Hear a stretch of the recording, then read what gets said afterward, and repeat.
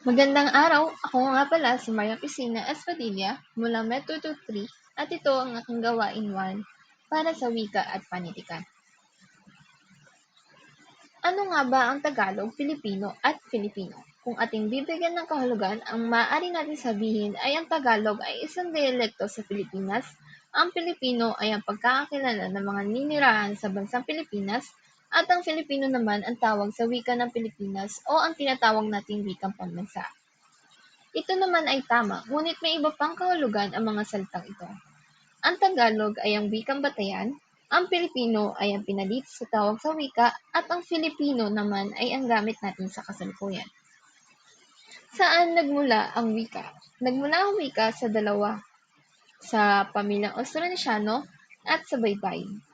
Ang pamilyang Austronesiano o ang wikang Austronesiano ay isa sa pinakamalaking pamilya ng mga wika sa mundo. Ito ay kumakalat sa kapuluan ng Timog Silangang Asya at sa Pasipiko. Ito ay nahahati sa dalawang sangay, ang Malayo-Polynesia at Formosa. Ang baybayin naman ang sinaunang sistema ng pagsulat ng mga katutubo ng Pilipinas bago dumating ang mga Kastila. Ito ay nagsimula sa alipbata na kalaunan ay naging alibaba. Tinutukoy nito ang lahat ng titik na ginagamit sa pagsulat ng isang wika.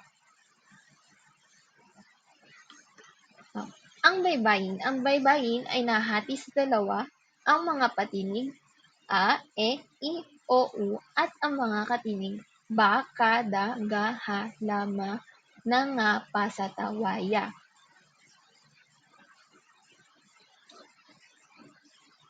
Kasaysayan ng wika. Sa panahon ng mga Kastila, tinuruan ang mga Indio ng wikang Espanyol at kinailangan maging bilingual ang mga Pilipino. Sa panahon ng Amerikano, naglabas ng Filipino-English vocabulary at itinatag ang pagtuturo ng katutubong diyalekto sa mga paaralan. Sa panahon naman ng mga Hapon, ipinatupad ang ordinansa na nagsasaad na ang Nihongo at Tagalog ang mga opisyal na wika. Naituro ang Tagalog sa mga Hapon at nabuhay muli ang wikang pambansa. Ano ang kalagayan ng wika sa kasalukuyang panahon? Ang Filipino ay patuloy pa rin lumalaganap at ito pa rin ang primaryang lengguwahe ng mga Pilipino sa kasalukuyang panahon. Ngunit, mapapansin natin na mayroong mga Pilipino nahihirapan sa baralira o pagbuo ng pangungusap, minsan naman ay sa pagbabaybay. Mayroon din namang mga tao na simulan pa ng pagkabata ay sinanay na sa wikang Ingles kaya naman paglaki hindi marunong o nahihirapang magsalita ng Pilipino.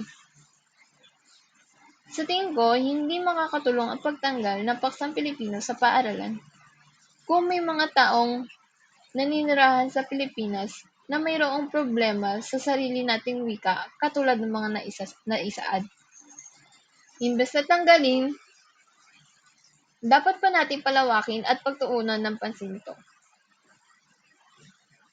Maraming salamat. Muli, ako si Maria Cristina Espadilla mula Med 223 at ito ang aking gawain 1 para sa wika at panitikan.